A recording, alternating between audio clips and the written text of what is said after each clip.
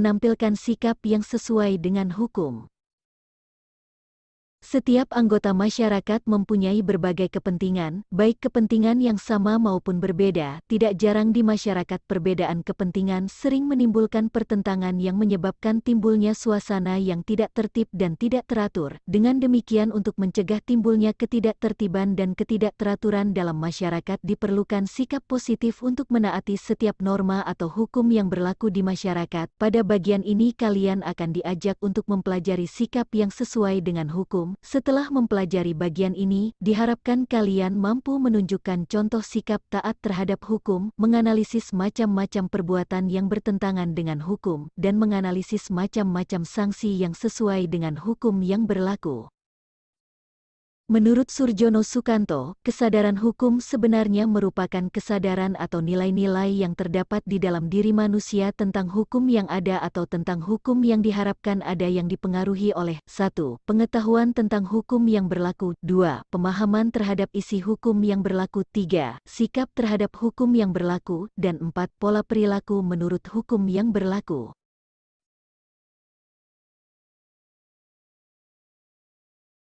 1. Perilaku yang sesuai dengan hukum.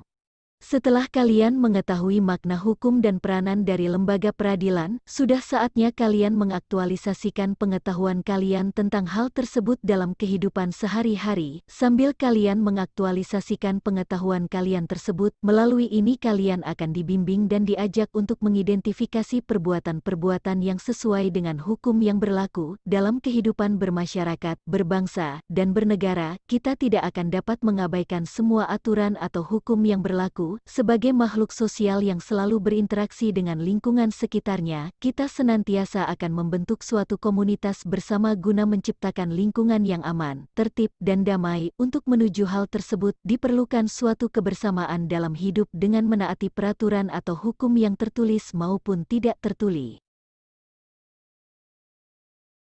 Ketaatan atau kepatuhan terhadap hukum yang berlaku merupakan konsep nyata dalam diri seseorang yang diwujudkan dalam perilaku yang sesuai dengan sistem hukum yang berlaku. Tingkat kepatuhan hukum yang diperlihatkan oleh seorang warga negara secara langsung menunjukkan tingkat kesadaran hukum yang dimilikinya. Kepatuhan hukum mengandung arti bahwa seseorang memiliki kesadaran a. memahami dan menggunakan peraturan perundangan yang berlaku, b. mempertahankan tertib hukum yang ada, dan c. menegakkan kepastian hukum. Adapun ciri-ciri seseorang yang berperilaku sesuai dengan hukum yang berlaku dapat dilihat dari perilaku yang diperbuatnya seperti a. disenangi oleh masyarakat pada umumnya, b. tidak menimbulkan kerugian bagi diri sendiri dan orang lain, c. tidak menyinggung perasaan orang lain, d. menciptakan keselarasan, e. mencerminkan sikap sadar hukum, dan f. mencerminkan kepatuhan terhadap hukum. Perilaku yang mencerminkan sikap patuh terhadap hukum harus kita tampilkan dalam kehidupan sehari di lingkungan keluarga, sekolah, masyarakat, bangsa, dan negara. Berkaitan dengan hal tersebut, lakukanlah identifikasi contoh perilaku yang dapat kalian tampilkan yang mencerminkan kepatuhan terhadap hukum. 2. Perilaku yang bertentangan dengan hukum beserta sanksinya. A. Macam-macam perilaku yang bertentangan dengan hukum.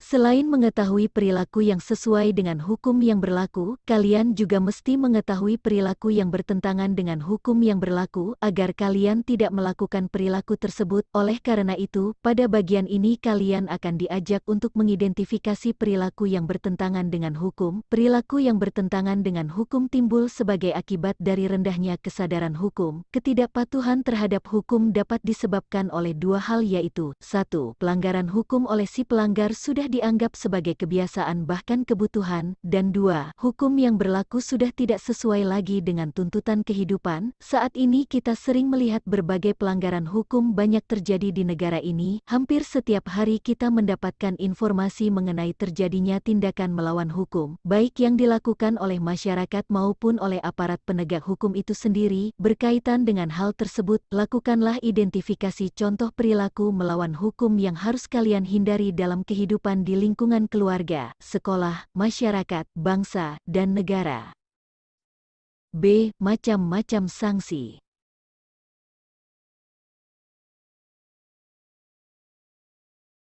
Pernahkah kalian melihat tayangan iklan layanan masyarakat di televisi yang menggambarkan seorang wasit sepak bola ragu untuk memberikan kartu peringatan kepada pemain yang melakukan pelanggaran? Apakah kartu merah yang akan diberikan atau kartu kuning? Keraguan-raguan wasit itu merupakan satu bukti penegakan sanksi yang tidak tegas. Peristiwa serupa sering kali kita saksikan dalam kehidupan sehari-hari. Misalnya, mengapa sopir angkutan kota yang tidak sungkan-sungkan berhenti menunggu penumpang pada tempat yang jelas-jelas dilarang berhenti? Penyebabnya karena petugas tidak tegas menindaknya. Bila peristiwa seperti itu dibiarkan, tidak ditindak oleh petugas, maka lama-kelamaan dianggap sebagai hal yang biasa. Dengan kata lain, jika suatu perbuatan dilakukan berulang-ulang, tidak ada sanksi, walaupun melanggar aturan, maka akhirnya perbuatan itu dianggap sebagai norma, seperti kebiasaan sopir angkutan kota tadi. Karena perbuatannya itu tidak ada yang menindak, maka akhirnya menjadi hal yang biasa saja.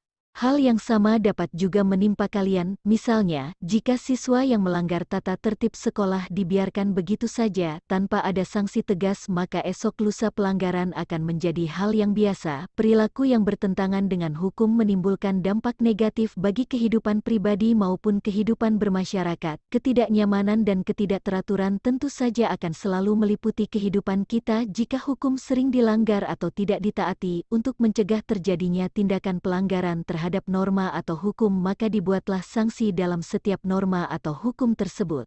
Sanksi terhadap pelanggaran itu amat banyak ragamnya, misalnya sanksi hukum, sanksi sosial, dan sanksi psikologis. Sifat dan jenis sanksi dari setiap norma atau hukum berbeda satu sama lain, akan tetapi, dari segi tujuannya sama, yaitu untuk mewujudkan ketertiban dalam masyarakat. Berikut ini sanksi dari norma-norma yang berlaku di masyarakat.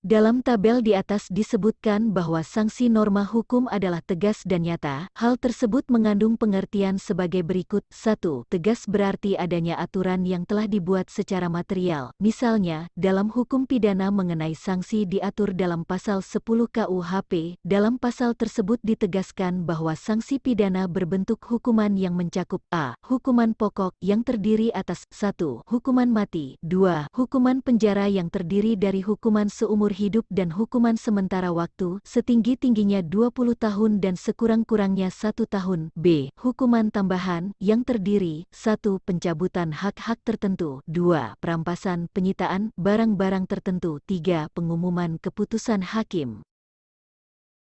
2. Nyata berarti adanya aturan yang secara material telah ditetapkan kadar hukuman berdasarkan perbuatan yang dilanggarnya. Contoh, pasal 338 KUHP menyebutkan barang siapa sengaja merampas nyawa orang lain, diancam, karena pembunuhan, dengan pidana penjara paling lama 15 tahun. Jika sanksi hukum diberikan oleh negara, melalui lembaga-lembaga peradilan, sanksi sosial diberikan oleh masyarakat, misalnya dengan menghembuskan desas-desus, cemoohan, dikucilkan dari pergaulan, bahkan yang paling berat diusir dari lingkungan masyarakat setempat. Jika sanksi hukum maupun sanksi sosial tidak juga mampu mencegah orang melakukan perbuatan melanggar aturan, ada satu jenis sanksi lain, yakni sanksi psikologis. Sanksi psikologis dirasakan dalam batin kita sendiri. Jika seseorang melakukan pelanggaran terhadap peraturan, tentu saja di dalam batinnya ia akan merasa bersalah. Selama hidupnya ia akan dibayang-bayangi oleh kesalahannya itu. Hal ini akan sangat membebani jiwa dan pikiran kita. Sanksi inilah yang merupakan gerbang terakhir yang dapat mencegah seseorang melakukan pelanggaran terhadap aturan.